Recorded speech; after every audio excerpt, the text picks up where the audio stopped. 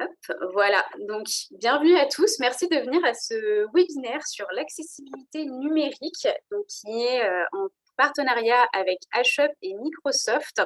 On a l'honneur d'accueillir Philippe Trottin pour ce webinaire qui est, alors Philippe, corrige-moi si je me trompe dans le titre, directeur accessibilité et inclusivité chez Microsoft.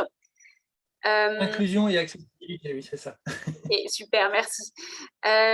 Donc l'objet de ce webinaire, ça va être de parler d'accessibilité numérique. Donc on va parler de projets numériques et d'accessibilité et de connaître les bons outils pour cela. Et donc de voir un peu plus en détail quels sont les bons outils pour les déficients visuels et comment créer des contenus numériques quand on est soi-même déficient visuel. Justement, ensuite, comment rendre son site accessible au plus grand monde, que ce soit déficient visuel ou autre type de handicap. Et à la fin, on aura l'honneur également d'accueillir Djibril Aloui, qui est fondateur d'Inolib et qui travaille également dans l'inclusion numérique et qui pourra nous partager son retour. Avant peut-être de parler de ce webinaire, certaines personnes ne nous connaissent pas forcément. Donc pour rappel, on est HUP Entrepreneur, on est une association qui a été cofondée en 2008 et dont l'objet est d'accélérer la réussite d'entrepreneurs en situation de handicap, qu'ils soient porteurs de projets, donc avec une idée, ou déjà en activité depuis quelques mois ou quelques années. Notre but, c'est vraiment de représenter les entrepreneurs en situation de handicap, de les mettre en réseau et de les valoriser et surtout de les accompagner. Donc, on a 4 programmes d'accompagnement chez HUP Entrepreneur. Un programme qui est plus de la découverte de l'entrepreneuriat, un programme plutôt de mentorat pour structurer son projet ou renforcer ses compétences. Un troisième programme qui est un programme d'accélération, d'incubation pour des entrepreneurs qui souhaitent vraiment accélérer la réussite de leur entreprise. Et enfin, un dernier programme pour accompagner les entrepreneurs suite aux difficultés liées à la crise sanitaire et qui les invite à se réinventer. Voilà très rapidement sur HUP Entrepreneur. Je pense qu'on peut revenir du coup sur le cœur du sujet avec Philippe. Donc Philippe, je te laisse la main et je te laisse te présenter aussi. Oui, merci beaucoup pour l'introduction et puis merci pour l'invitation. Donc effectivement, donc Philippe Trottin, donc directeur inclusion et accessibilité numérique chez Microsoft France. Donc ça fait un peu plus d'une vingtaine d'années que je suis dans l'entreprise et une de mes activités principales, c'est de présenter en fait les fonctions d'accessibilité qui peuvent exister sur la plateforme Microsoft et puis d'accompagner à la fois les entreprises qui souhaitent découvrir ces solutions, mais aussi accompagner un certain nombre de projets d'innovation autour de l'amélioration de la qualité de vie de personnes en situation de handicap. J'ai eu quelques mails suite au premier webinaire que j'avais pu faire sur qu'est-ce qu'un projet numérique. Donc, je suis désolé, je n'ai pas eu le temps de répondre en fait aux quelques mails que j'ai pu recevoir. Donc, je vais m'en occuper, mais je voulais quand même le signaler parce que j'ai eu des semaines un petit peu compliquées dernièrement. Voilà. Je vais vous partager mon écran. Je pense que vous devez le voir maintenant. Est-ce que c'est bien le cas? Oui, c'est bon. Ok, très bien. Donc, hop.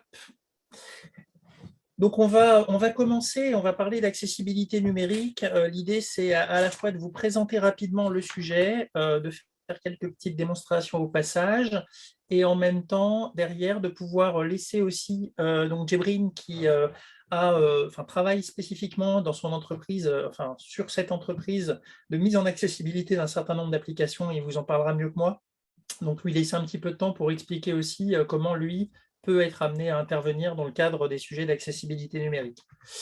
Alors, le point de départ… Juste, pardon, oui, juste pour dire que Jebrin arrive, il a un petit problème de connexion, mais il m'a envoyé un d'accord. message pour me dire qu'il arrivait. Ok, pas de souci. Donc, de toute façon, je vais commencer par faire ma présentation et puis il prendra le relais. Alors, rapidement, on va commencer déjà par se poser la question finalement, qu'est-ce que c'est que l'accessibilité numérique? Et on part du constat qu'en définitive, on est tous différents, que l'on soit porteur de handicap, que ce soit un handicap permanent ou temporaire. que l'environnement dans lequel on évolue soit handicapant, par exemple si on évolue dans un environnement très très bruyant ou au contraire très sombre ou très clair, ça peut s'apparenter à des problématiques visuelles ou auditives. Et puis en fait, on a tous des préférences. Certaines personnes vont préférer avoir un environnement numérique clair, d'autres sombres, vont régler le volume différemment, une taille de souris différente. Et donc finalement, il faut être en capacité, à travers les solutions digitales qui sont créées, finalement de créer la meilleure expérience possible pour chaque individu, chaque utilisateur de ces solutions. Donc, si on essaye de résumer l'accessibilité, on va essayer finalement de régler tous les problèmes d'interaction entre un individu et son environnement. Alors, deux cas de figure. Soit finalement, on va mettre en accessibilité des applications pour que chaque personne puisse utiliser l'outil numérique en fonction de ses compétences ou de ses capacités. Mais la deuxième solution qui peut exister, c'est l'utilisation d'un outil numérique comme média entre deux individus. Imaginons une personne qui soit sourde ou malentendante et une personne qui, au contraire, n'a pas de handicap. Quelque part, peut-être que d'un point de vue communication entre les deux personnes, l'outil numérique va permettre d'améliorer les choses. Donc, en fait, dans l'accessibilité, on a vraiment l'usage du numérique par l'individu et le numérique au service de la communication inclusive. Si on regarde, c'est un vrai enjeu de société parce que quand on va parler d'accessibilité, on va parler d'accessibilité à la fois à l'école, à travers l'inclusion scolaire, les contenus accessibles, les cours accessibles. J'interviens auprès d'écoles pour aussi former les enseignants à la prise de parole inclusive. Mais on va avoir ça aussi en entreprise, avec la nécessité de ne pas finalement fournir d'environnement non accessible aux collaborateurs, pouvoir recruter des collaborateurs divers. On parle de diversité au handicap, mais pas que. Ça va être aussi de la diversité de genre, de la diversité d'origine, de la diversité junior-senior, on va dire. Et puis aussi à la maison, parce que finalement, lorsque l'on communique avec les autres, lorsqu'on veut aller faire du e-commerce sur un site web, l'accessibilité va jouer aussi son rôle à travers les jeux vidéo inclusifs aussi. Alors, c'est intéressant parce que si vous faites, par exemple, dans des entreprises du B2C, le simple fait finalement de rendre accessible votre solution va permettre finalement de couvrir davantage d'utilisateurs potentiels de votre solution et donc, quelque part, de vendre à davantage de monde. Donc, il y a un aspect aussi indirectement business. Ce n'est pas que simplement pour faire joli sur le papier, c'est vraiment parce qu'à la fois, ça va aider les personnes à qui on va fournir des solutions adaptées, et c'est indispensable qu'elles puissent avoir ce type de solution, comme tout le monde. Et en même temps, c'est aussi un volet business, parce que le fait de fournir ces solutions permet finalement de les vendre à davantage de monde. Il y a des choses importantes dans les entreprises. On parle beaucoup de transformation digitale, mais il faut voir que les entreprises, elles s'investissent énormément, en tout cas les grandes entreprises, sur toute la partie transformation culturelle. On voit beaucoup d'actions autour de l'écologie sur les actions RSE, mais dans le S de RSE, on a aussi la partie sociale. Et donc, le handicap rentre dans cet axe-là. On parle beaucoup de diversité et inclusion dans les grandes entreprises. Et donc, quelque part, le fait d'éventuellement avoir des solutions qui vont permettre d'améliorer ces thématiques-là intéresse beaucoup les grandes entreprises. Donc, c'est potentiellement des clients intéressants si vous faites du B2B. Les obligations des entreprises, c'est à la fois des obligations légales. Il y a l'obligation d'emploi avec les fameux 6%, qui fait que finalement une entreprise qui n'a pas atteint au minimum 6% d'emploi direct sur des personnes en situation de handicap est amenée à payer entre guillemets des taxes. Sachant qu'elles peuvent souscrire, enfin réaliser un accord agréé avec le gouvernement pour ne pas avoir à payer ces taxes et utiliser ce budget pour améliorer l'emploi en interne dans son entreprise. C'est un volet d'investissement important et c'est un volet sur lequel, si vous avez, vous, des solutions qui permettent d'améliorer la qualité de vie au travail de personnes en situation de handicap ou qui permettent finalement à l'entreprise de répondre à un certain nombre d'axes sur cette obligation d'emploi, l'entreprise peut utiliser son budget dédié à ça pour le faire. Donc, ça peut représenter des budgets conséquents.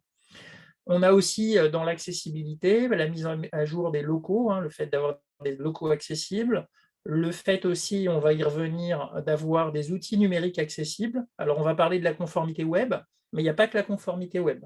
Il faut considérer qu'on va aussi avoir de la conformité de tous les outils, de toutes les applications qui sont utilisées par les collaborateurs.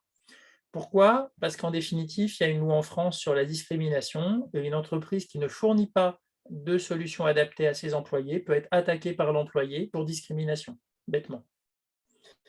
On parle aussi de recrutement inclusif parce que finalement, on sait et les études ont montré qu'économiquement, c'est intéressant pour une entreprise de s'intéresser finalement à la richesse principale de l'entreprise qui sont les hommes. Et donc, s'intéresser aux hommes, c'est s'intéresser aussi à la diversité des personnes que l'on va recruter, des talents que l'on va recruter, que ces talents soient ou non en situation de handicap. Et le recrutement de cette diversité débouche sur des innovations, parce que plus on a de confrontation d'idées, plus on a de personnes différentes, et plus quelque part on va être riche dans ces échanges et dans la création des solutions ou des services que l'on va fournir à ses clients et à l'interne en fait. Donc finalement, l'accessibilité, ça devient aussi un vecteur de croissance pour les entreprises. Il y a de plus en plus aussi d'appels d'offres qui demandent aux entreprises qui répondent de fournir des éléments sur les sujets RSE. Donc la partie handicap fait partie de ces réponses. Est-ce que déjà par rapport à cette introduction, il y a quelques questions ou pas du tout? Je ne vois pas le chat, hein, donc s'il y a des questions, il faut me les indiquer. Pas de questions dans le chat pour l'instant. Ok, je vais continuer alors. Donc, on va parler de l'environnement numérique des collaborateurs et donc on a finalement deux axes différents quand on va parler d'accessibilité. Un premier axe qui sont les solutions qui vont permettre finalement de fournir un environnement numérique accessible aux collaborateurs, à la fois pour pouvoir recruter des collaborateurs externes et dire, voilà, on a un environnement qui est handi-accueillant, donc vous pouvez venir, quel que soit votre handicap, on va pouvoir vous recruter. Et donc, toutes les solutions qu'une entreprise peut être amenée à proposer pour améliorer cet emploi est bienvenue de la part des entreprises qui peuvent être clientes de ces solutions. Il y a l'environnement bureautique, évidemment, et puis il y a aussi toute la partie communication inclusive. Comment s'assurer qu'une entreprise, elle communique à tous ses clients, à tous ses fournisseurs de façon accessible, de façon inclusive.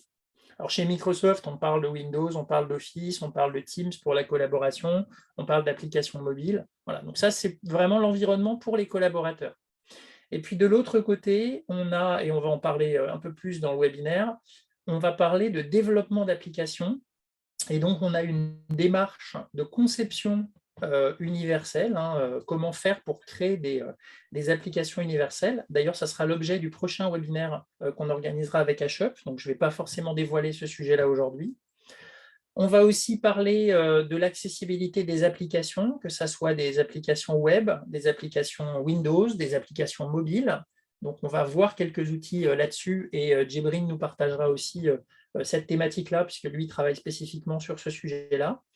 Et puis, on parle aussi d'intelligence artificielle, parce que de plus en plus de solutions qui sont développées vont s'appuyer sur l'intelligence artificielle.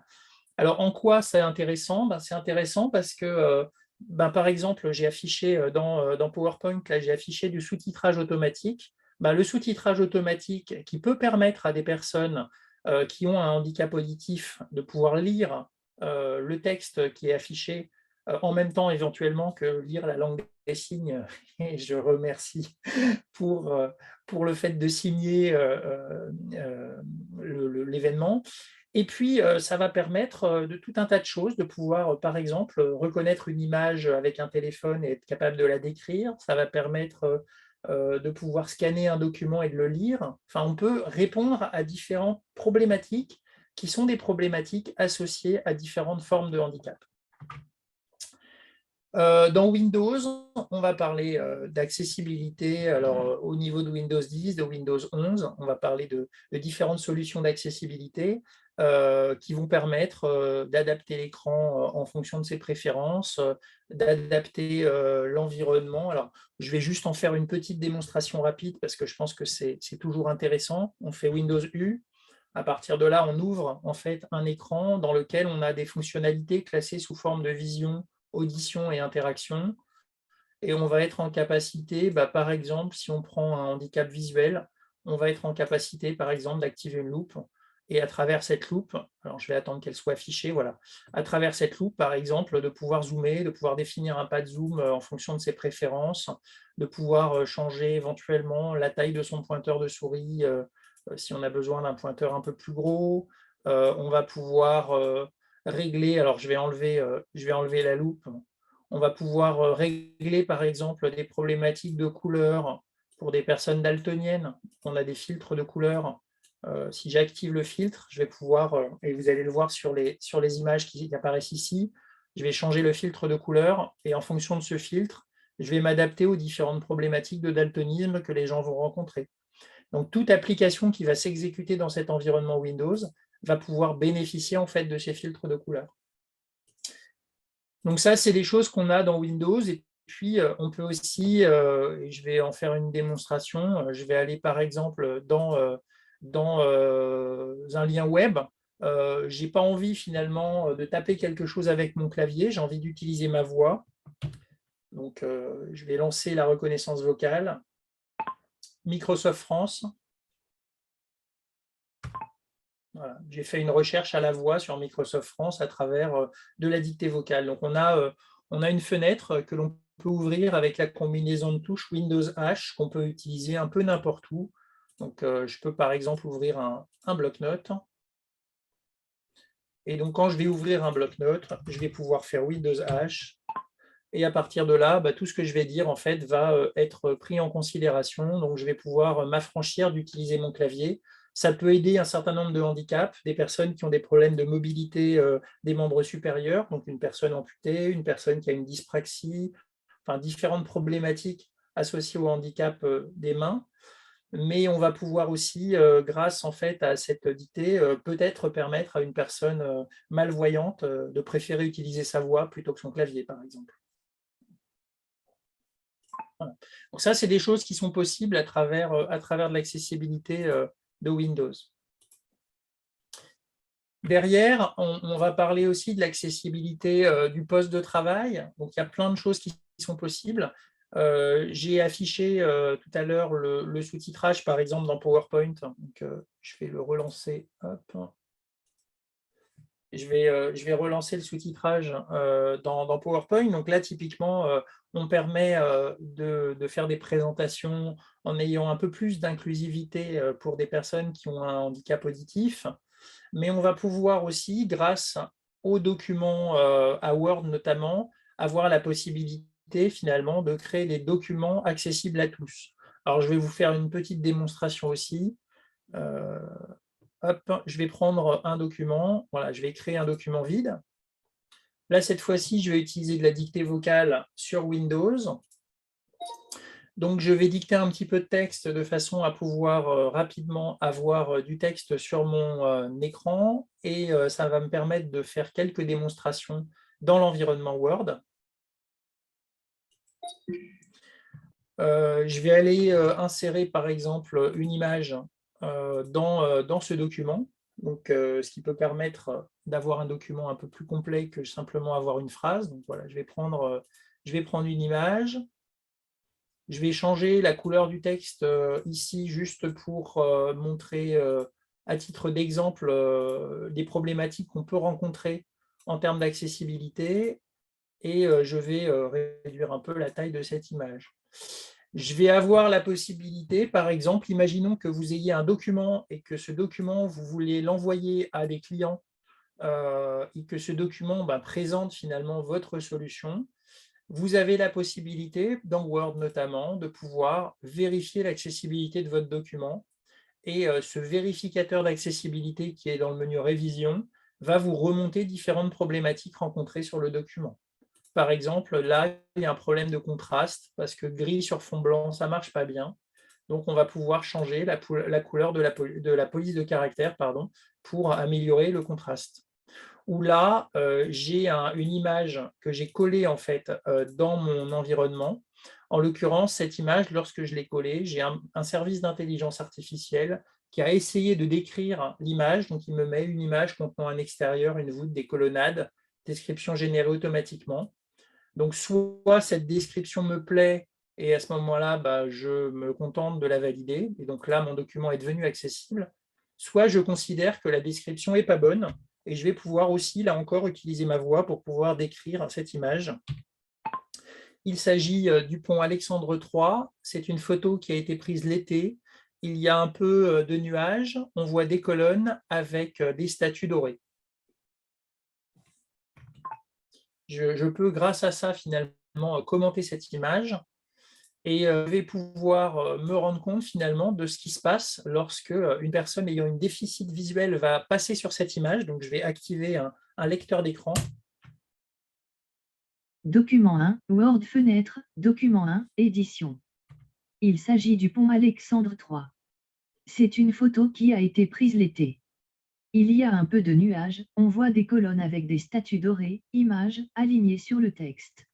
Oui, sortie du narrateur. Voilà, donc à titre d'exemple, voilà, le lecteur d'écran est en capacité de décrire l'image. Donc d'un point de vue accessibilité, quand vous envoyez ce type de document, le document finalement est accessible à tous.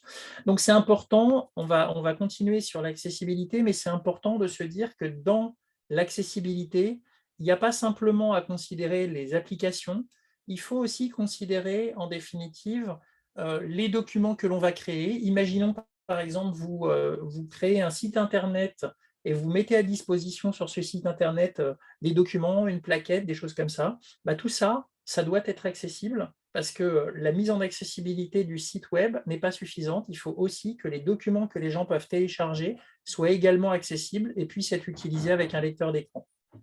Donc, c'est important par rapport en fait, à cette démarche où on veut finalement proposer à ses clients des solutions accessibles et inclusives à tous. Alors, je n'ai pas du tout été exhaustif dans la présentation des fonctionnalités qui peuvent exister. Il y en a énormément. On a des fonctionnalités de traduction, on a des fonctionnalités de lecteur immersif pour des personnes dyslexiques, etc. Mais ce n'est pas l'objet de tout parcourir. De la même façon, quand on est dans des environnements, par exemple comme Teams, alors là, on n'est pas dans une présentation Teams, mais quand on est dans un environnement comme Teams, on peut, par défaut, proposer en fait aux utilisateurs l'activation des sous-titres. Donc, eux peuvent l'activer chacun de leur côté. On peut avoir aussi une transcription qui est générée. Donc, à l'issue de la réunion, on peut télécharger un fichier de transcription qui va permettre finalement de pouvoir consommer la réunion sous forme d'un fichier texte. Donc, imaginons que j'ai un compte-rendu de réunion à faire. Le simple fait de récupérer cette transcription va me permettre de savoir qui sont tous les intervenants qui sont intervenus, à quel moment ils sont intervenus et ce qu'ils ont dit, ce qui simplifiera la création finalement d'un compte rendu.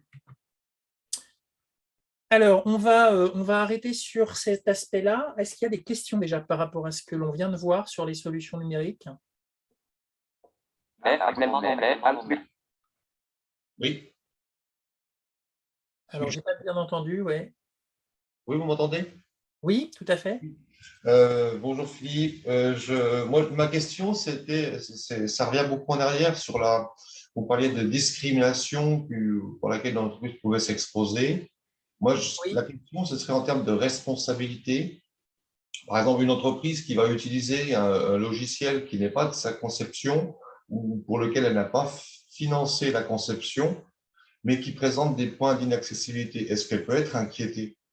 Alors, l'entreprise, elle est responsable des outils qu'elle fournit. Donc, tout à fait, elle peut être inquiétée. Après, elle va mettre la pression à ses fournisseurs. En définitive, quand on parle d'accessibilité, l'entreprise en elle-même n'est pas seule parce que toutes les entreprises ne vont pas fabriquer elles-mêmes les outils qu'elles vont mettre à disposition des employés. Tout le monde n'est pas une société informatique et donc, de temps en temps, l'entreprise va faire des choix sur les outils qu'elle mettra à disposition. Et si les entreprises qui fournissent ces solutions ne fournissent pas de solutions accessibles, l'entreprise va prendre la décision d'abandonner la solution et d'aller vers une solution plus accessible. Après, en fonction du chiffre d'affaires qui est fait par ce fournisseur, le fournisseur va être plus ou moins malléable. Nous, en tant que Microsoft, par exemple, on a travaillé beaucoup sur la mise en accessibilité. On fournit du coup des preuves, enfin des documents qui accompagnent l'ensemble de nos produits sur l'accessibilité de chacun. il y a un certain nombre d'outils qui ne sont pas à 100% accessibles, on le reconnaît et c'est bien écrit dans les fonctions d'accessibilité, notamment dans Teams, il y a quelques retards sur la mise en accessibilité. Maintenant, l'obligation du fournisseur, c'est de donner la visibilité et d'expliquer en quoi il améliore la solution, il améliore l'inclusivité de sa solution. À partir du moment où l'entreprise fournit un outil numérique inaccessible à un collaborateur qui aurait besoin d'utiliser cet outil, elle a plusieurs options. Option numéro 1, c'est reclasser le collaborateur parce que les outils qui existent dans l'entreprise ne permettent pas à ce collaborateur de travailler dans de bonnes conditions. Donc, c'est trouver une solution pour que ce collaborateur puisse utiliser des outils et se trouve éventuellement dans un autre service. Et en parallèle, mettre la pression pour rendre accessibles les outils en question, quoi. D'accord. Parce que du coup, cette responsabilité-là, elle est nuancée par rapport au RG2A, en fait. Oui, alors, dans le RG2A, alors, on va revenir sur la partie accessibilité, justement, et obligations légales. On va en parler dans ce cas. Si on parle d'accessibilité… Oui, pardon, il y avait une autre question Il y avait peut-être. d'autres questions. Il y a Christine qui a levé la main et après, il y a Moad également. OK. Alors, Christine, peut-être? Christine, je ne sais pas si ton micro est activé. Sinon, on peut peut-être Moad en attendant. Oui, très bien. Bonjour à tous. Donc, la question, c'était, c'est ou la réflexion, hein, on va dire.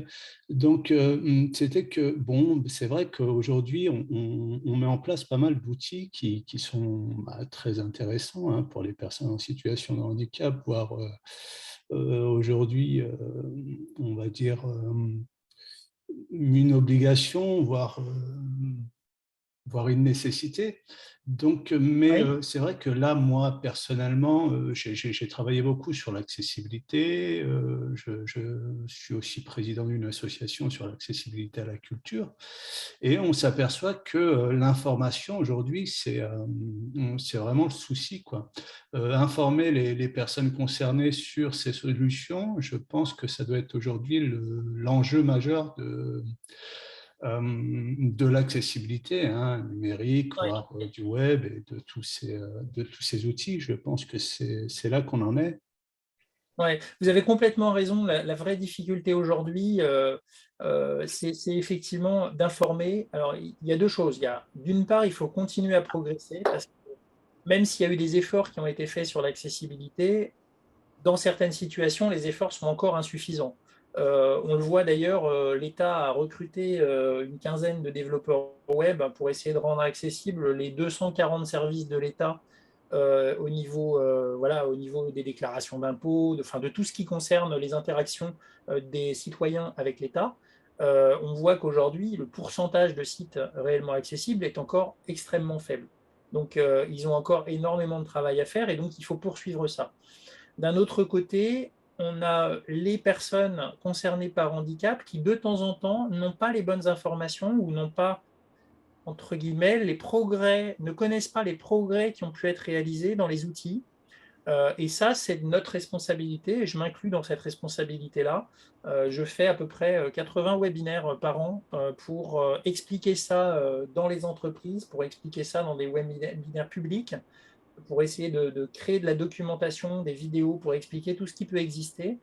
Et effectivement, c'est un travail du quotidien. Et c'est compliqué, en fait, hein. Faire passer une information auprès de tout le monde, c'est très compliqué. Surtout que cette information doit passer de façon complètement accessible. Évidemment, si moi je crée par exemple un support pour expliquer ce qu'on a fait en termes d'accessibilité sur nos outils et que ce support en lui-même n'est pas accessible, et bien là, quelque part, je n'ai pas fait mon boulot. Donc, et c'est vrai de toutes les entreprises. Les entreprises essayent de faire un maximum d'efforts pour fournir des outils accessibles. Maintenant, il y a encore du travail. On n'est pas encore arrivé au résultat. Le jour où on aura finalisé tout ça, en fait, on ne parlera plus ni d'inclusion ni de handicap. Parce qu'à partir du moment où finalement chacun trouve son environnement et n'a plus de problème à utiliser les outils, à utiliser ce que tout le monde utilise au quotidien de façon naturelle, on aura gagné. Hop, merci Philippe. Et alors, il y avait une dernière question dans le chat avant de continuer. Une question de Hervé qui demande quelle version d'Office offre ces fonctionnalités d'accessibilité. Alors, ce que j'ai présenté tout à l'heure, c'est Office 365. Alors, sachant que, donc, effectivement, dans Office 365, on trouve pas mal de choses. Si vous n'avez pas Office 365, vous pouvez aussi utiliser en fait ces versions de façon gratuite, mais en version online. Ce que je veux dire par là, c'est que par exemple, là, je suis sur le site office.com. Il suffit que je me sois créé un compte Windows, enfin un compte Microsoft gratuit, hein, un compte Live, un compte Hotmail, enfin peu importe le type de compte que je me suis créé, un compte gratuit. Et à partir de ce moment-là, quand je m'authentifie sur office.com, je vais pouvoir par exemple utiliser Word en version online. Donc là, je crée par exemple un document. Donc là, je suis sur la création de mon document. Hop, on va attendre qu'il soit chargé. Donc ça, c'est l'inconvénient, c'est qu'effectivement, les versions online sont un tout petit peu plus lentes que les versions, on va dire, installées localement. Je vais cliquer sur dicter. Et donc, à partir de là, je suis en train de faire de la dictée vocale, cette fois-ci dans Word, qui est une version gratuite.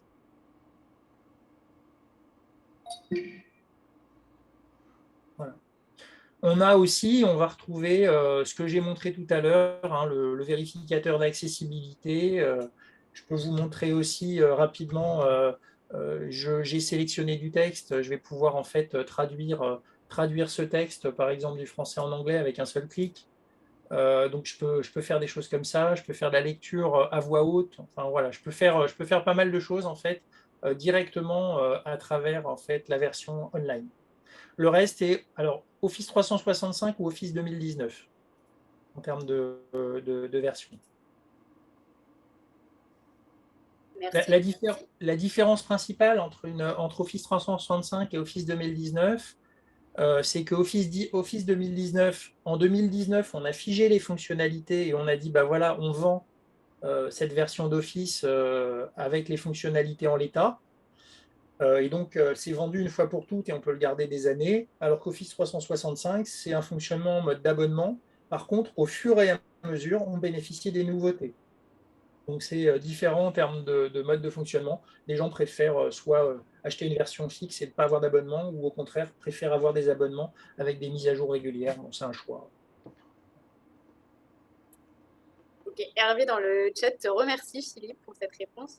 Je vois qu'on a 3 autres personnes qui ont levé la main. Peut-être on pourra répondre à d'autres questions à la fin. Oui. Pas, sinon à les écrire dans le chat ou sinon on reposera ces questions à la fin. Alors, effectivement, je vais avancer sur les obligations légales et sur l'accessibilité web, et puis on fera intervenir Djibrine après.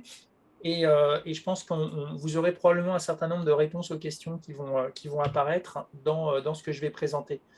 Alors, je ne vais pas vous représenter parce que je pense que tout le monde connaît la loi sur le handicap, la loi de 2005, dite loi handicap en France, hein, qui a quand même apporté un certain nombre de choses. Moi, il y a 2 aspects qui sont intéressants pour moi. Un premier aspect qui concerne le droit à la scolarité en milieu ordinaire quand on travaille dans la EdTech, parce que ça veut dire que quelque part, on doit fournir en fait aux enfants scolarisés des outils accessibles. Et puis, alors le droit à la non-discrimination au travail, et donc j'ai parlé de l'accessibilité des outils, donc ça rentre dans la non-discrimination au travail. Et puis le droit à l'accessibilité, alors on ne parlait pas d'accessibilité numérique, mais en définitive, l'accessibilité numérique rentre dans le terme générique accessibilité, donc un environnement pour tous, qui faisait aussi partie de la loi de 2005. Alors si on regarde les principes, hein, donc d'un côté on a des risques et des sanctions, de l'autre côté des opportunités. Donc on a parlé déjà de discrimination, on a déjà parlé de pénalités financières aussi pour les entreprises qui ne recrutent pas suffisamment de collaborateurs en situation de handicap. Il y a aussi un risque de réputation évidemment de l'entreprise. Une entreprise qui ne fournit pas de solutions accessibles peut se faire épingler par des associations et éventuellement même sur les réseaux sociaux se recevoir du bad buzz comme on dit. Et puis de l'autre côté, quand on va travailler sur l'accessibilité, on va améliorer l'ergonomie des solutions, donc on va améliorer la qualité finalement des solutions, on va créer des solutions pour tous, Ça peut être une opportunité de croissance pour les solutions qui sont développées. Puis, j'ai parlé tout à l'heure de l'opportunité marché. Certains marchés nécessitent finalement de développer des solutions accessibles à tous. Si on parle plus spécifiquement du web, il y a une réforme qui date de juillet 2019 qui impose en définitive sur les sites Internet, donc sur tous les services de communication en ligne, donc les sites Internet et intranet même, de pouvoir indiquer sur une page d'accueil le niveau de conformité du site, d'avoir sur l'ensemble des pages un lien vers une page accessibilité spécifique qui contient soit une déclaration d'accessibilité, soit un schéma directeur et le plan de mise en conformité. Ça veut dire quoi? Ça veut dire que dans la déclaration d'accessibilité, on indique ce qu'on a prévu de faire à court terme pour améliorer l'accessibilité du site et ce qu'on a prévu de faire à moyen terme. Donc, c'est toute cette partie plan de conformité. Sur cette page, on se retrouve aussi avec une obligation de communiquer sur comment faire pour contacter le défenseur des droits si par hasard l'entreprise ne respecte pas cette obligation. Pour le moment, ça n'est effectif que pour les grandes entreprises, donc celles qui ont un chiffre d'affaires supérieur à 250 millions d'euros. Mais quelque part, c'est en train de, probablement, ça va descendre vers des entreprises de taille un peu plus petite. Et donc, la pénalité, elle est de 20 000 euros, pas par site Internet, mais par service numérique proposé. Imaginons par exemple le site de la SNCF. Sur le site de la SNCF, je peux aller consulter des horaires, ça c'est un service. Je peux aller commander des billets, c'est un deuxième service. Je peux aller déposer des réclamations au service client, ça peut être un troisième service. Donc déjà, rien que pour ce site Internet, je peux être assujetti à 60 000 euros de pénalité si chacun de ces services n'est pas accessible. Voilà, par exemple. Alors, qu'est-ce que ça donne concrètement? Voilà, j'ai pris la page du site de Microsoft. Sur la page d'accueil, on indique accessibilité partiellement conforme. J'ai un bandeau de navigation en bas avec un lien accessibilité. Et sur la page d'accessibilité, j'ai mon schéma pluriannuel, qui est un PDF. J'ai mon plan d'action sur l'année en cours, qui est un deuxième PDF. Et puis, j'ai les voies de recours vers le défenseur des droits. La bonne nouvelle, d'ailleurs, c'est que le défenseur des droits, il y a une semaine, a publié la possibilité de faire des demandes en ligne. Et cette fois-ci, les demandes en ligne sont accessibles, quel que soit le type de handicap. Donc, c'est plutôt une bonne nouvelle. Alors, c'est quoi ces obligations légales sur le web? On a le W3C, donc le World Wide Web Consortium. Au sein de ce W3C, on a une Web Accessibility Initiative qui édicte ce qu'on appelle le WCAG. Donc, ce sont finalement des règles d'accessibilité. C'est du bon sens, entre guillemets, pour des gens qui connaissent un peu l'accessibilité. On est en version 2.1 ou 2.2 d'ailleurs, peut-être en ce moment. Ça sortait, je ne sais pas où on en est exactement. Et en fait, dans chacun des pays, que ce soit aux États-Unis, au niveau de l'Europe, au niveau de la France, on a des standards d'accessibilité. Aux États-Unis, la section 508. En Europe, le standard EN 301-549. Et puis en France, le RG2A. Et donc, quelque part, finalement, ces différents standards s'appuient plus ou moins sur les règles d'accessibilité de WCAG. Donc, ça veut dire quoi? Ça veut dire qu'en France, pour une grande entreprise, satisfaire donc au RG2A, donc aux critères imposés finalement par l'État au niveau des administrations et des services de l'État, l'entreprise peut se contenter, entre guillemets, de satisfaire soit la norme européenne, soit aux critères WCAG 2, 2 points de niveau AA. Donc, c'est un certain niveau d'accessibilité dans ces règles. Voilà.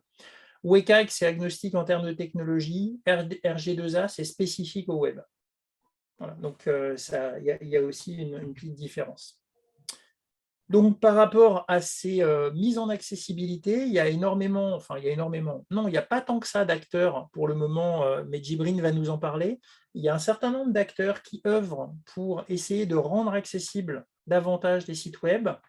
La plupart du temps, ça passe par une première démarche, qui est une démarche d'audit, qui permet finalement de regarder quel est l'état de l'application, quel est l'état du web, quel est l'état d'une application Windows ou mobile, par exemple.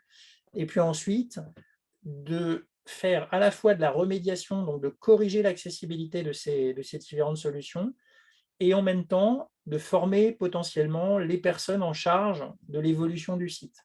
Parce qu'il ne s'agit pas de rendre accessible un site internet et puis le lendemain, il y a de nouvelles pages qui sont livrées et on casse tout. c'est d'être capable d'éduquer les gens qui développent ces pages de façon à ce qu'ils développent des pages accessibles. Donc, il y a aussi cette responsabilité-là. Alors, côté Microsoft, je vous présente un outil, mais qui n'est pas exclusif. Il y a quelques outils qui existent. Il n'y a rien de réellement automatique. C'est pour ça qu'on a besoin finalement de personnes qui sont formées sur ces sujets d'accessibilité. Mais il y a quelques outils qui peuvent aider dans des diagnostics. Je vais donner un exemple. Je vais partir sur un site et je vais prendre, notamment, je vais aller prendre le site de la ville de Paris, paris.fr. Donc, on va attendre, voilà, le site est chargé. Je vais avoir la possibilité d'utiliser donc un outil open source qui s'appelle Accessibility Insights, qui me permet finalement de faire une passe rapide sur ce site et de sortir un certain nombre d'anomalies. Alors, ce n'est pas exhaustif, ça couvre à peu près 60-65% des fonctionnels, enfin des choses qui doivent être corrigées, mais c'est un premier niveau. Donc, si on a déjà corrigé tout ça, on a déjà fait un grand pas sur l'accessibilité. Par exemple, il va me dire qu'il y a 36 erreurs sur cette page. Il y a un certain nombre d'images qui n'ont pas de texte alternatif. Ça veut dire qu'une personne qui est non-voyante ne va pas savoir à quoi correspond cette image. Donc, par exemple, le logo Paris, il n'est pas indiqué que c'est un logo Paris. Donc, il faut créer un attribut pour pouvoir mettre que c'est le logo. Voilà, il y a différentes erreurs de cette nature. Donc, c'est principalement ici des erreurs de cette nature. Il peut y avoir aussi des erreurs associées. Alors là, c'est quoi? Ah oui, c'est un élément qui peut être sélectionnable et qui n'est pas décrit non plus. Enfin bon, voilà. Je ne vais pas rentrer dans le détail. On a la possibilité aussi, à travers ce type d'outil, de se rendre compte de ce qui se passe lorsqu'on navigue sur le site. Donc, je vais remonter tout en haut du site et je vais utiliser ma touche de tabulation pour naviguer. Alors, pardon, je vais arrêter, je vais recommencer. Donc, je vais recharger le site web. Je vais aller en haut de la page. Je vais aller relancer en fait l'outil et je vais aller dans la partie Tab Stop pour l'activer. Je vais vous montrer quand j'utilise la touche de tabulation. Visuellement, je vois finalement la navigation qui est faite par une personne, notamment qui a un handicap visuel. Donc, on utilise sa touche de tabulation pour naviguer. Ça permet de voir si d'un point de vue navigation sur les sites et ergonomie, on navigue correctement. Alors, on peut tomber sur des erreurs d'ergonomie en faisant ça. Un exemple concret, si on veut choisir sur le site de la ville de Paris dans quelle mairie on habite pour pouvoir accéder aux informations associées à cette mairie, eh ben, il faut faire 69 clics sur la touche de tabulation, ce qui est quand même pas terrible. Là, on voit d'ailleurs qu'ils ont une petite erreur maintenant dans les mairies. Alors non, ils ont mis un truc sur le centre et après ils ont les arrondissements. Mais il faut que finalement cette liste soit aussi accessible pour permettre finalement à une personne de naviguer sur cette page. Donc voilà, donc c'est ça que permet en fait un outil de cette nature. Puis ce type d'outil va aussi permettre finalement de compléter les actions que l'on a créées avec des tests automatiques ou avec des tests de navigation pour s'assurer finalement que le site internet est complètement accessible. Voilà. Donc c'est une partie automatique, une partie manuelle globalement, si je veux résumer. Je vais peut-être laisser la main, on va passer tout ça. Je vais peut-être laisser la main maintenant à Djibrine. Djibrine, je ne sais pas si tu es arrivé.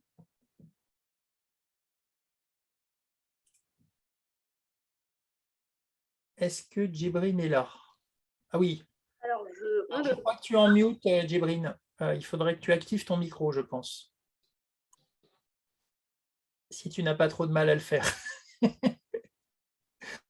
Toujours le problème de l'accessibilité solution.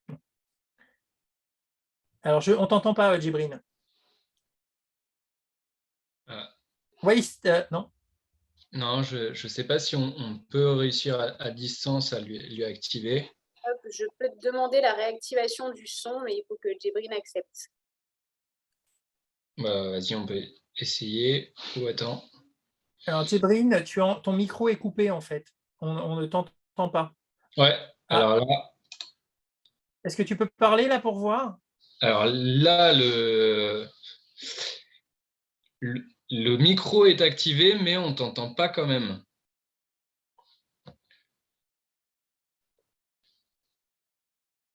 Alors, je pense que c'est le casque qui ne doit pas marcher, Djibrine, peut-être. Oui, moi je l'entends, Djibril. Ah, Ouais.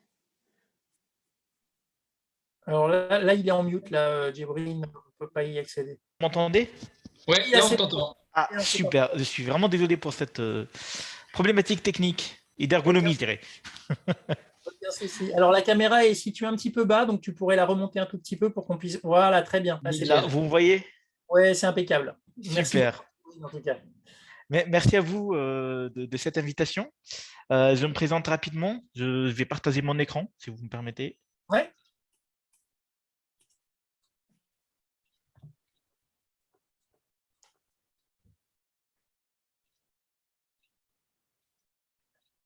Là, vous voyez mon écran? Oui, tout à Ouais, fait, ouais, c'est bon. super, merci. Super. Donc, en fait, je me présente, je suis Djibril Aloui. J'ai créé une jeune startup, une startup Inolib. Inolib conçoit, développe et commercialise des solutions pour améliorer et créer de l'inclusion numérique. Je vous en parlerai plus loin de notre offre.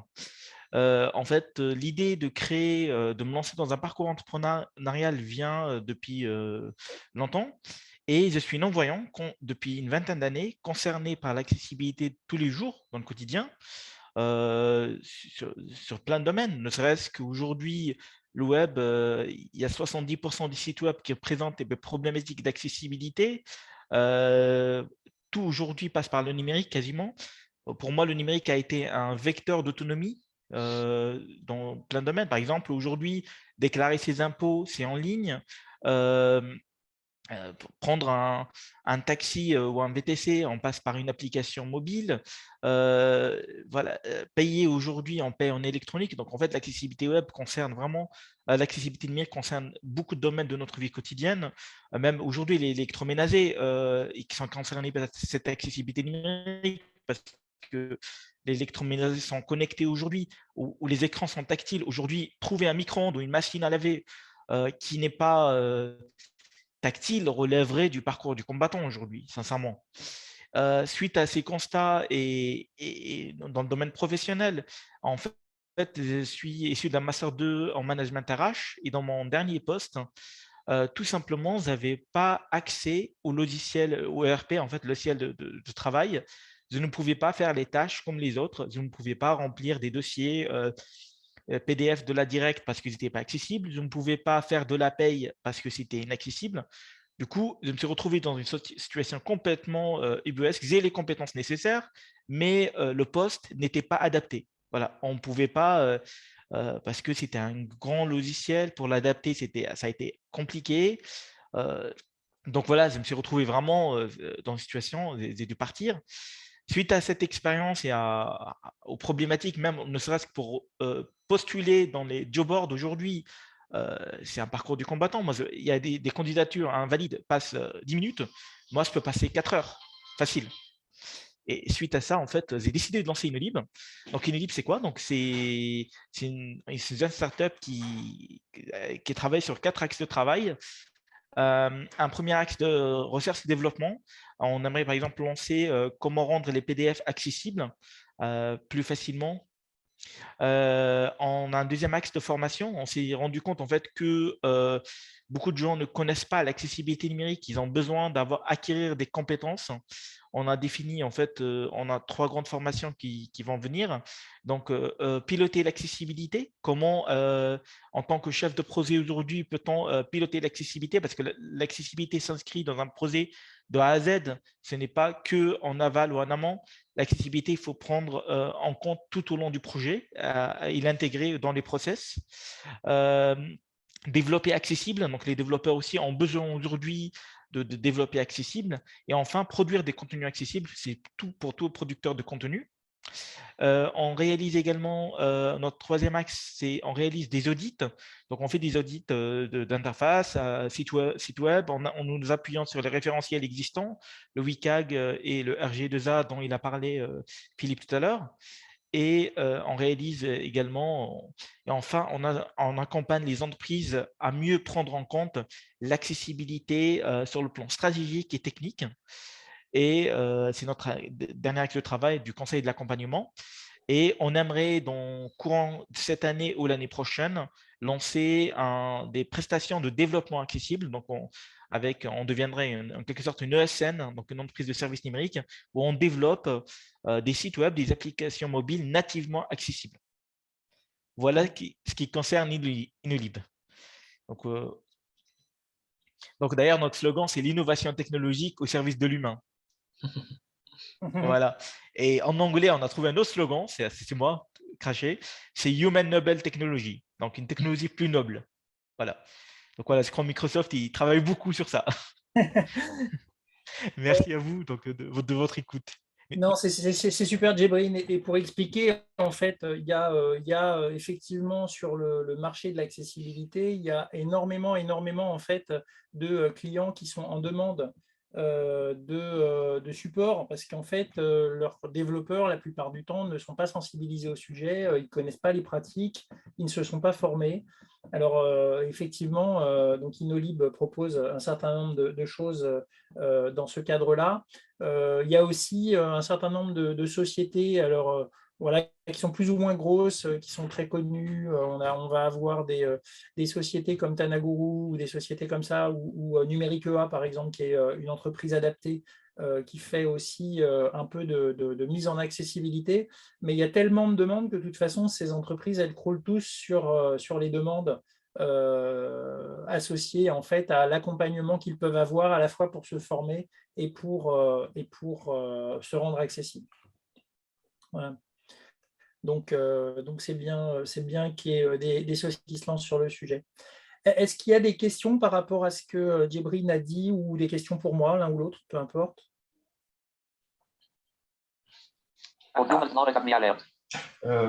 Donc, en fait, j'aurais souhaité que je ne voudrais pas écorcher son prénom. Djibril, pouvez-vous appeler le nom de votre structure? Inolib, c'est INOLIB. Inolib, innovation et libre.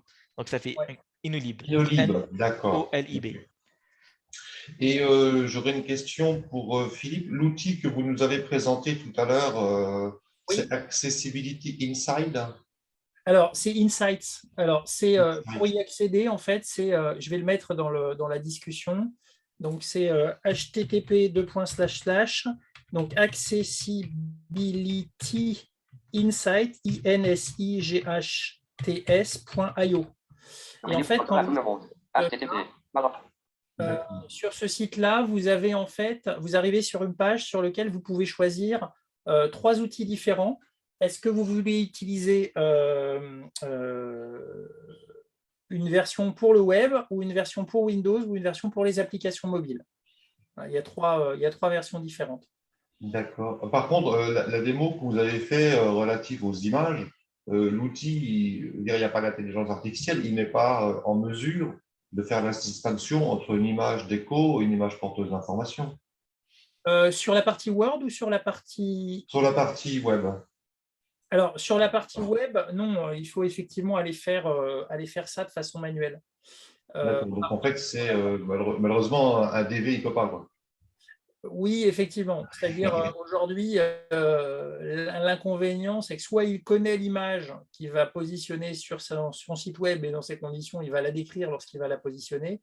Mais aujourd'hui, ce n'est pas automatique. Alors, on a déjà un début, on va dire, de réponse par rapport à ça, puisqu'on a intégré dans Word la possibilité de décrire de façon automatique des images.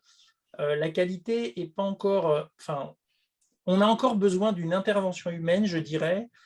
Pourquoi? Parce que, imaginons que je mette une photo de la Tour Eiffel sur un document ou sur un site web.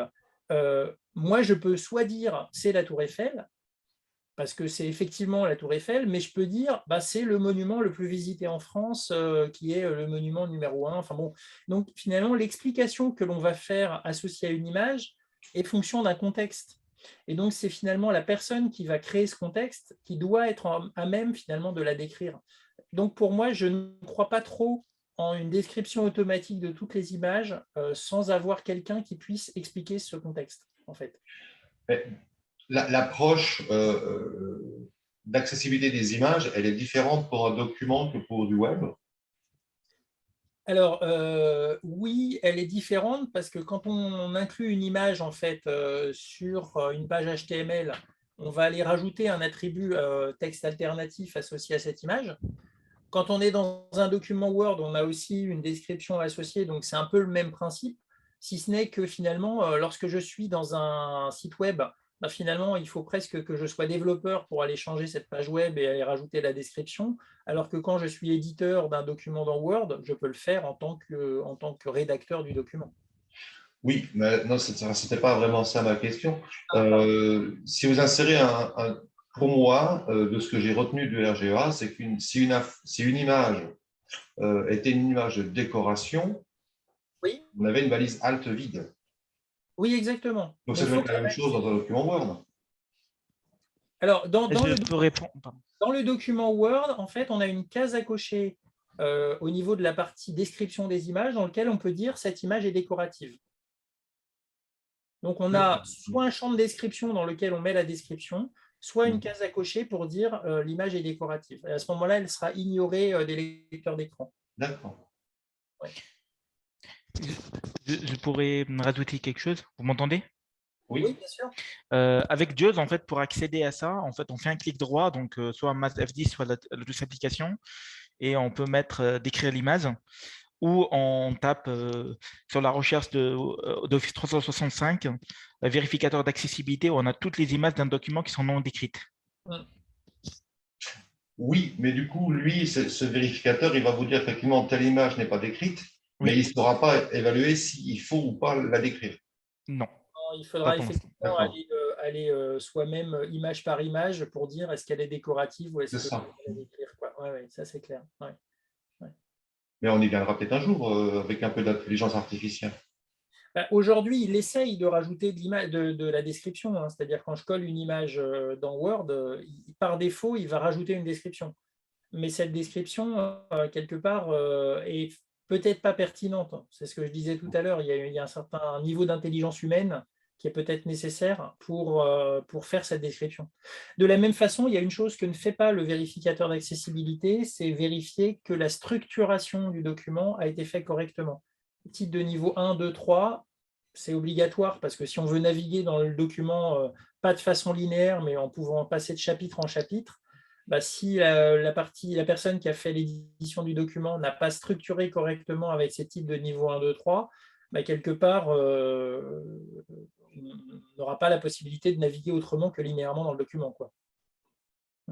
Mais Word n'est pas capable d'évaluer qu'est-ce qui est un titre et qu'est-ce qui n'en est pas un. Parce que si j'ai mis des caractères en un peu plus gros, est-ce que ça veut dire que c'est un titre de chapitre ou est-ce que c'est simplement parce que visuellement, je voulais faire un effet, entre guillemets.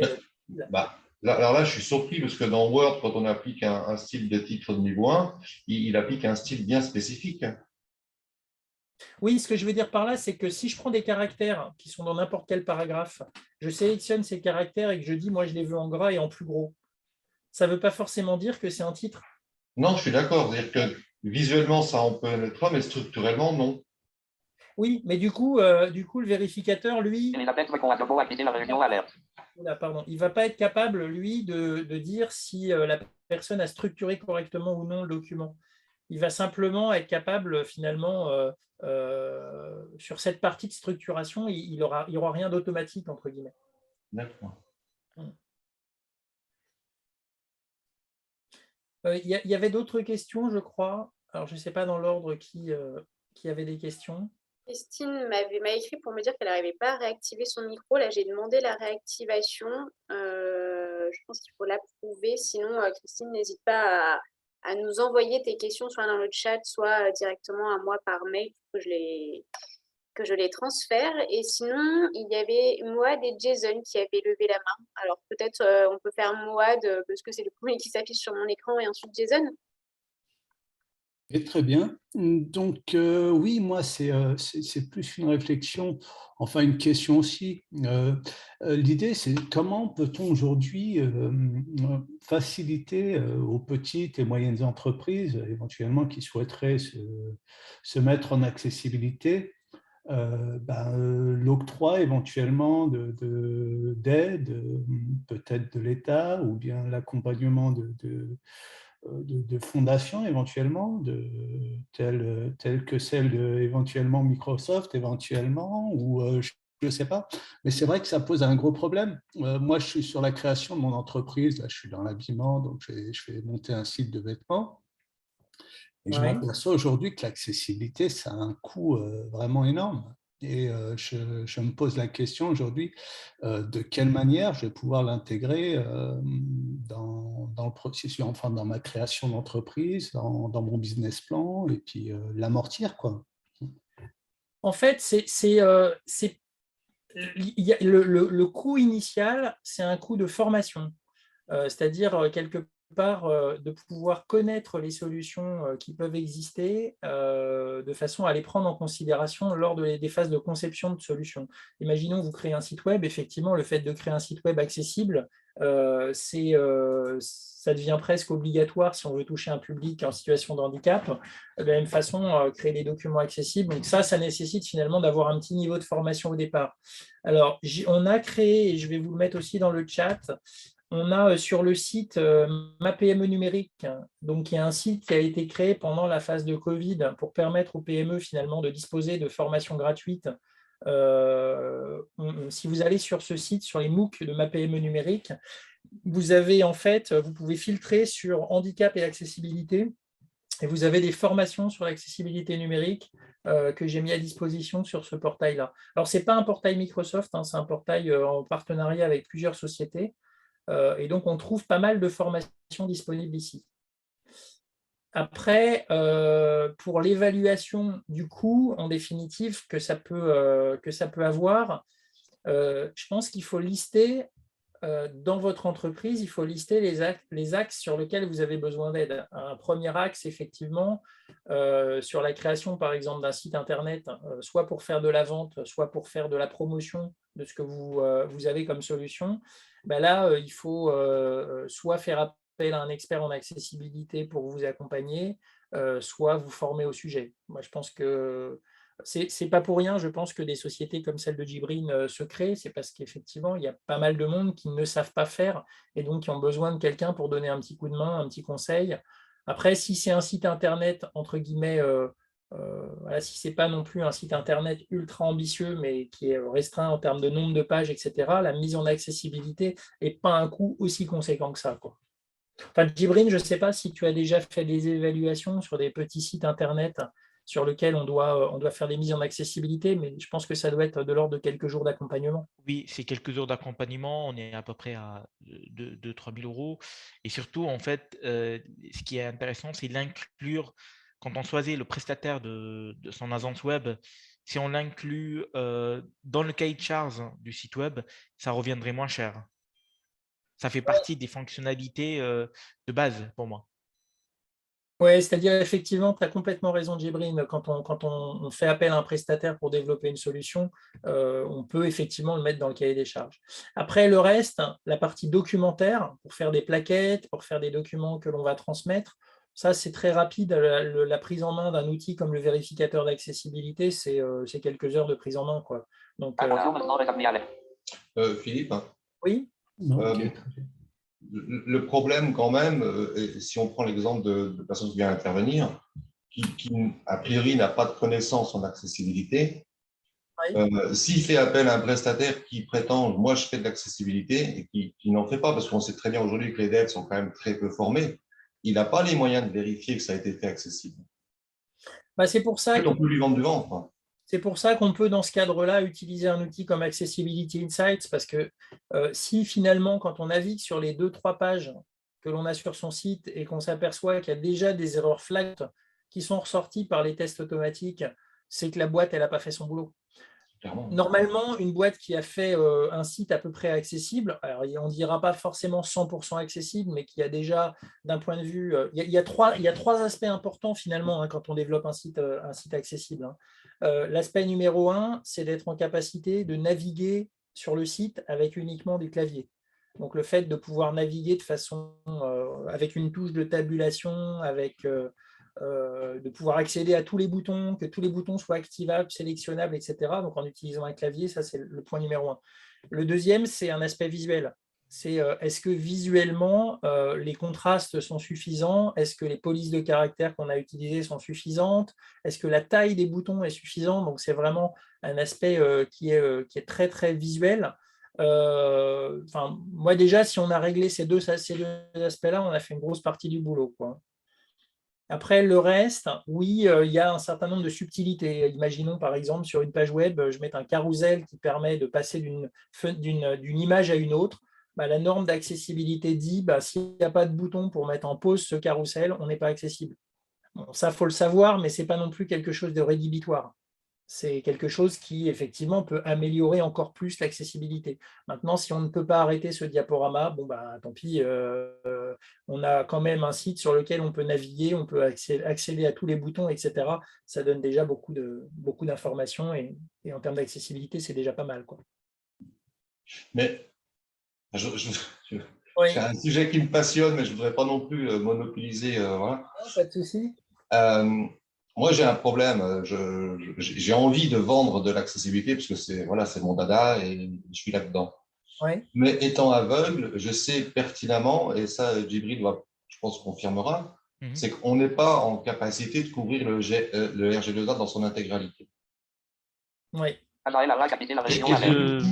Moi, ça me dérange, en termes d'honnêteté vis-à-vis du client, de lui dire je vous vends de l'accessibilité puisque je ne peux pas le faire intégralement.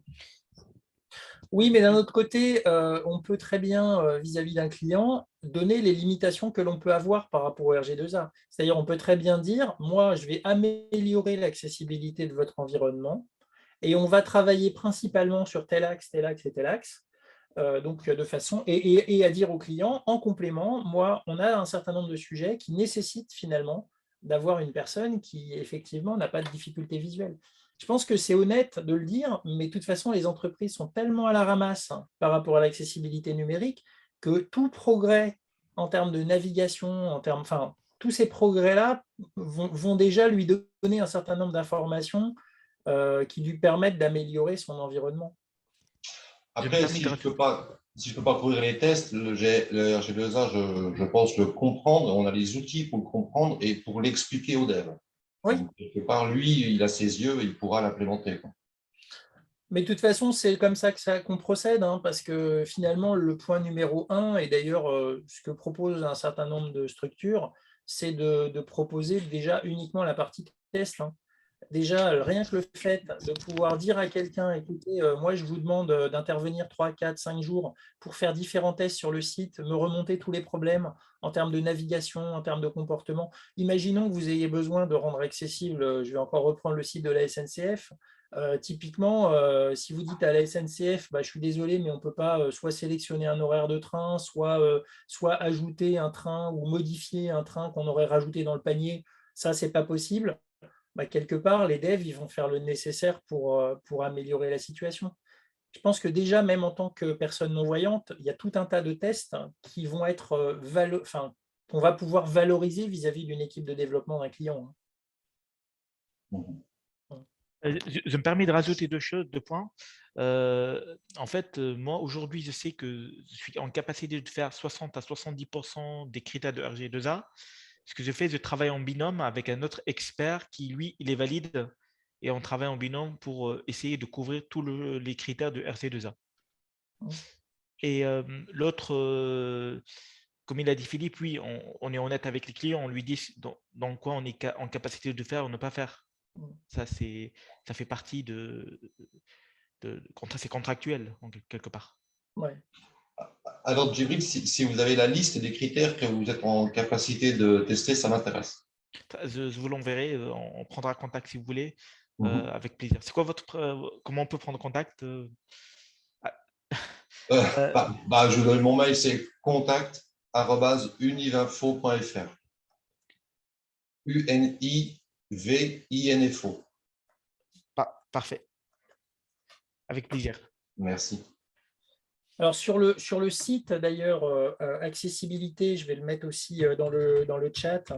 Alors,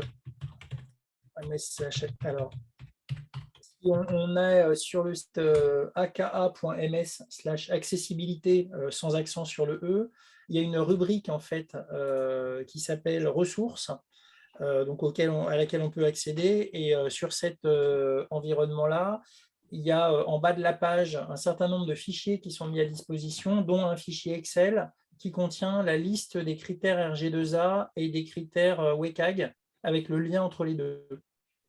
Donc, il y a l'ensemble en fait, de ces critères.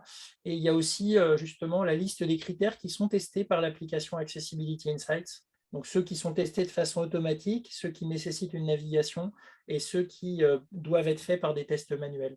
Donc, ça peut être utile pour les gens qui veulent utiliser cet outil, d'avoir cette liste. Mais même cette liste, vous pourriez la réutiliser pour pouvoir taguer justement les choses que vous êtes en capacité de faire ou pas faire d'ailleurs. Il y avait dans les questions, il y avait Christine et Jason, ou Jason peut-être. Jason attendait depuis un petit moment. Jason, est-ce que tu peux éventuellement te démuter? Voilà.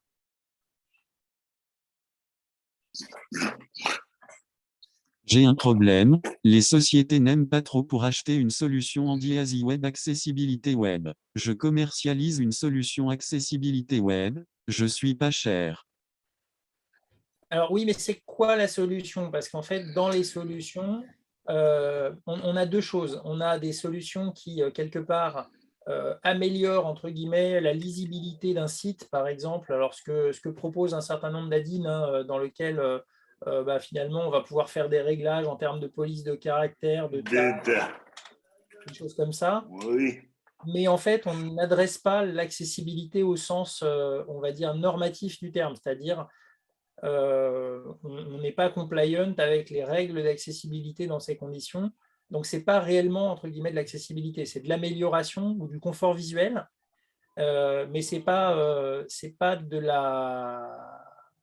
l'accessibilité parce que, en fait, quelle est la problématique dans l'accessibilité? C'est que principalement, les outils qui sont utilisés pour consommer, par exemple, un site Internet, un lecteur d'écran ou des outils complémentaires, puissent exploiter au mieux le contenu d'un site. Et donc, du coup, si le site n'est pas accessible, le comportement de ce lecteur d'écran ne va pas fonctionner correctement. C'est bien là le problème. Et donc, quelque part, si même visuellement, on dit j'ai réussi, par exemple, à augmenter ma taille de caractère, donc je vais répondre peut-être à des problèmes de personnes qui ont des lunettes et qui voient mal, mais pas forcément de la non-voyance, parce que le lecteur d'écran ne va pas être amélioré par les fonctions uniquement visuelles, entre guillemets. Je ne sais pas si je me suis bien fait comprendre. Et du coup, Jason, par rapport aux solutions sur lesquelles vous travaillez, c'est quelque chose qui va modifier visuellement l'apparence du site? Oui, oui. Oui, c'est principalement ça. Des augmentés. J'ai pas compris, pardon. Je constate que votre site n'est pas adapté pour les personnes en situation de handicap. Vous avez un site pour les personnes en situation de handicap, c'est mieux que votre site soit adapté pour leur confort d'utilisation. Je commercialise une solution d'accessibilité numérique. J'aimerais vous proposer notre solution, afin que les personnes en situation de handicap puissent, elles aussi, accéder au contenu de votre site. Notre module Andy Web a été développé pour être une réelle solution, efficace et stable pour les personnes en recherche du confort face au web, handicapés, seniors. Un système d'accès intelligent qui apprend l'environnement dans lequel il opère tout en respectant la loi d'accessibilité au niveau WCAG 2.1, ADA et S508. Une solution automatisée qui permet aux utilisateurs de personnaliser la navigation et l'orientation, logiciel de lecture d'écran, description d'images, formulaire, navigation au clavier, saisie virtuelle, l'affichage de texte, en-tête, lien de paragraphe, etc. Ok. Ça peut être intéressant, effectivement, de regarder. Jason, je ne sais pas si vous avez moyen dans le chat de mettre le lien vers le site de votre solution. Comme ça permettra aux gens qui participent de pouvoir aller regarder. Il n'y a pas honte.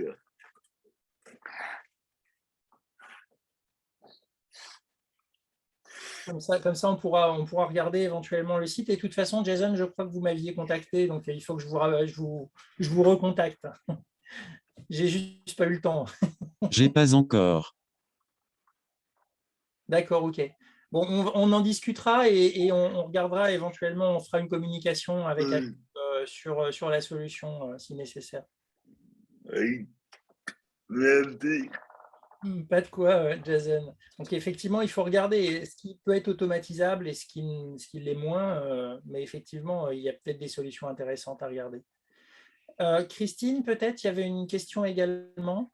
Oui, alors je crois que Christine n'a pas pu démuter son micro, mais elle me l'a envoyé par email, sa question. D'accord. Question un peu technique, je ne sais pas si on pourra voir dans l'immédiat ou peut-être qu'on pourra en parler, qui est une question pour avoir un PDF au format accessible en affichage web sur son site web, comment faire? Pardon, je n'ai pas entendu le début. En fait, la question, c'est de comment faire pour avoir un PDF en format accessible en affichage web sur son site web. Alors, en fait, Peut-être pour préciser, le PDF est accessible au départ, sauf quand on le met sur le site web et quand on le télécharge, il devient non accessible. alors, le point qui est important par rapport au fichier PDF, et je vais vous en refaire une démonstration, je vais partir, là je suis par exemple sur un document et je vais casser l'accessibilité du document en changeant la couleur de la police de caractère. Donc là, j'ai un document, si je teste l'accessibilité, il va me dire j'ai du texte avec un contraste de texte difficile à lire. Quand je suis sur Word et que je vais enregistrer ce document dans un format PDF, alors, j'ai un souci. Alors, je vais modifier le texte de remplacement et je vais enlever le texte de remplacement. Voilà, comme ça, je suis sûr d'avoir un document non accessible. Normalement, quand on enregistre en fait le PDF, il est censé nous indiquer, voilà, c'est le cas, il est censé nous indiquer que le PDF qui va être généré lors de l'enregistrement n'est pas accessible, puisqu'en fait, il y a des recommandations à appliquer. Donc, il faut d'abord examiner l'accessibilité et corriger ces différentes erreurs de façon à pouvoir générer un PDF accessible. Après, le problème, c'est quand on va vouloir rendre... Alors, si le PDF est téléchargé sur le poste de l'utilisateur, le PDF, il va être porteur des informations qui vont être exportées lors de la création du PDF. Donc, ça veut dire que si dans Word, j'ai créé une description, par exemple, derrière mon image, et que j'ai mis un texte, par exemple, en noir, donc, pour supprimer tout problème d'accessibilité, si cette fois-ci, j'enregistre mon document dans un format PDF, le document, je n'ai plus l'alerte que j'avais tout à l'heure, et donc le document PDF résultant sera accessible. Donc, si quelqu'un le télécharge, il restera accessible. Alors après, il y a deux problématiques. C'est si je veux rendre visible ce PDF, pas en téléchargement, mais je veux simplement l'afficher sur mon site Internet, là, c'est le composant qui affiche le PDF qui, lui, doit être accessible. Et donc, il existe des librairies de composants qui sont plus ou moins accessibles. Donc, si je prends un viewer de PDF et que j'inclus le PDF, si le viewer casse l'accessibilité, c'est que le viewer en lui-même, il n'est pas compatible en fait avec les normes d'accessibilité. Je ne sais pas si j'ai bien répondu à la question. Par rapport à ce point-là, je me pose une question. Si dans le document, on utilise des polices spécifiques, est-ce qu'on est sûr et certain de les embarquer dans le document PDF au moment de l'enregistrement? Alors, normalement, oui, si ce n'est que si par hasard, on n'a pas, ces polices-là ne s'exportent pas parce qu'il y a des problèmes de droit, à ce moment-là, on aura l'information lors de l'export du fichier PDF. Là, il nous dira, désolé, je vais prendre les polices proches, mais je n'aurai pas les polices d'origine, entre guillemets. D'accord. Parce que du coup, le problème d'accessibilité peut peut-être venir de ça. Ça peut venir de ça, c'est pour ça que la plupart du temps, quand on a un document, on essaye de garder des polices qui sont justement par nature accessibles. Alors, on va essayer d'éviter les polices avec des fioritures diverses ou variées, parce que là, l'accessibilité, ce n'est pas un problème visuel, mais c'est un problème pour la dyslexie. Donc, on va avoir des difficultés en tant que personne dyslexique pour aller accéder aux documents, même si avec un lecteur d'écran ou si visuellement, on n'a pas trop de soucis. Donc, il faut tenir compte effectivement de toutes ces caractéristiques-là. Donc, pour moi, il faut utiliser des polices assez simples en termes visuels et on a une garantie derrière, du coup, lors de l'export du fichier PDF, de conserver ces informations. Je rajouterai quelque chose. En fait, j'ai découvert la semaine dernière que, Philippe, vous me confirmez peut-être, que Microsoft, quand il y a des PDF inaccessibles, il tente de les restructurer pour donner quelque chose de lisible pour nous. Oui, notamment alors en mettant des titres. Oui, c'est pas complètement finalisé. Il y a une ébauche effectivement en ce sens. qui permet d'essayer de reprendre le fichier PDF d'origine pour essayer de l'améliorer, mais bon, il y a encore un peu de travail à faire pour que ça soit complètement accessible à mon sens. Mais bon. L'idéal de demain, par rapport aux outils et aux solutions, l'idéal, c'est qu'on même une personne qui, quelque part, ne connaît pas du tout l'accessibilité, en fait, génère des documents accessibles par défaut. C'est ça l'idéal. C'est pour ça qu'on commence à avoir une ébauche pour la description des images. On essaye de regarder comment essayer d'automatiser dans un outil comme un vérificateur d'accessibilité tout ce qu'on peut essayer d'automatiser pour que finalement on ne se pose plus la question. Alors un comportement intéressant d'ailleurs, c'est que quelqu'un qui a l'habitude d'utiliser le vérificateur d'accessibilité au début, il perd un peu de temps parce que ça prend du temps d'aller faire des descriptions, ça prend du temps d'aller structurer son document. Et en fait, on s'aperçoit qu'il y a une démarche d'apprentissage parce que plus on l'utilise et plus on a des choses qu'on fait de façon automatique. Moi, il ne me viendrait plus à l'idée de mettre une image sur un document sans aller la commenter tout de suite. Parce que de façon naturelle, je sais que de toute façon, je dois créer des documents accessibles et de toute façon, j'aurai besoin de le faire à un moment donné. Et donc, je préfère le faire au moment où je colle l'image plutôt que de le faire après coup, parce que je n'ai pas envie de passer 10 minutes à accessibiliser mon document à la fin. Donc, je préfère passer les quelques secondes à chaque fois qui vont me permettre finalement de créer des documents par défaut accessibles. Et du coup, mon vérificateur d'accessibilité me remonte souvent très peu d'erreurs parce que j'ai déjà, au départ, pris mes précautions, entre guillemets, quoi. Oui, Moad? L'idée, au bout d'un moment, c'est pas qu'il y ait le maximum d'utilisateurs de ces fonctions pour que l'intelligence artificielle après puisse prendre un petit peu le relais et décrire de mieux en mieux un petit peu les images à l'avenir. En fait, nous, on n'exploite pas les données des utilisateurs, sauf des bêta-testeurs, en fait. C'est-à-dire quand on est utilisateur d'Office, par exemple, les données de l'utilisateur d'Office, on ne les exploite pas. On achète en fait des données, on utilise les données du personnel en interne pour améliorer l'accessibilité. Et après, on demande à tous les gens qui veulent être ce qu'on appelle early adopters, par défaut, de s'engager à fournir ces informations-là à Microsoft, ce qui nous permet effectivement d'améliorer les produits. Donc effectivement, ça va en amélioration, mais par exemple, la qualité de la dictée vocale qu'on voyait tout à l'heure, ça s'améliore quasiment tous les mois. Moi, je vois des améliorations dans la qualité de la dictée parce qu'on continue à alimenter une intelligence artificielle avec des sources de données diverses et variées. D'ailleurs, au départ, il fallait avoir un accent parfait quasiment du pays pour pouvoir faire de la dictée vocale. Moi, quand je faisais de la dictée vocale en anglais, j'ai un accent très français dans ma façon de prononcer l'anglais. Ça marchait très très peu il y a 2-3 ans. Là, aujourd'hui, je continue à dicter. Je ne pense pas que j'ai fait de progrès en anglais. Je continue à dicter en anglais. Et là, je m'aperçois finalement, le texte que je génère est bien en anglais, quoi. Donc ça s'améliore malgré les défauts de prononciation. Les difficultés qu'on rencontre encore aujourd'hui, ça va être des gens qui vont avoir eu une opération, par exemple de la gorge, après un cancer de la gorge, des gens qui vont avoir une trachéotomie et qui vont utiliser par exemple une amplification vocale, où là encore, il y a un peu de progrès à poursuivre, parce que la dictée ne marche pas bien dans ce contexte-là encore. Mais parce que les voix sont vraiment très très atypiques, entre guillemets. Donc, bon, j'espère que ça pourra s'améliorer prochainement en tout cas. C'est génial. Ouais. Alors, je vois qu'il est 17h56. On va bientôt arriver à la fin de ce webinaire. Est-ce qu'il y avait une dernière question? Alors moi, ce n'est pas une question, c'est une demande pour vous, Émilie. Vous m'entendez? Oui, on vous entend. Oui. Est-ce que ce serait possible qu'on fasse une export du contenu du chat? Ah, alors oui, c'est possible. Faut que je regarde. Je pense que techniquement, ça doit être possible. Pour vous la transmettre? Oui, c'est ça, oui. Oui, pas de souci. Ce qui peut être intéressant, probablement, c'est de récupérer tous les liens qui ont pu être partagés pour les fournir dans le compte-rendu, histoire de permettre à tout le monde de pouvoir voilà, les utiliser. Ouais, normalement, Lucie, tu peux enregistrer la discussion. Ouais. Ok, sinon je vais faire des copier-coller de sûreté avant. Ok. Il n'y a pas eu beaucoup de chat, donc ça devrait aller. Très bien. Je pense que du coup, on va pouvoir conclure ce webinaire pour déjà vous remercier de votre présence et puis vous remercier Philippe et Aurélie et également Djibril qui sont intervenus pour ce webinaire.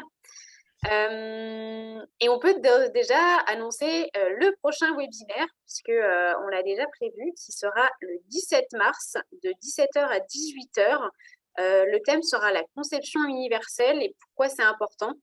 Donc voilà, on verra un peu l'analyse approfondie des besoins des utilisateurs, comment on fait une mise en production et une maintenance, et les problématiques juridiques et de propriété intellectuelle.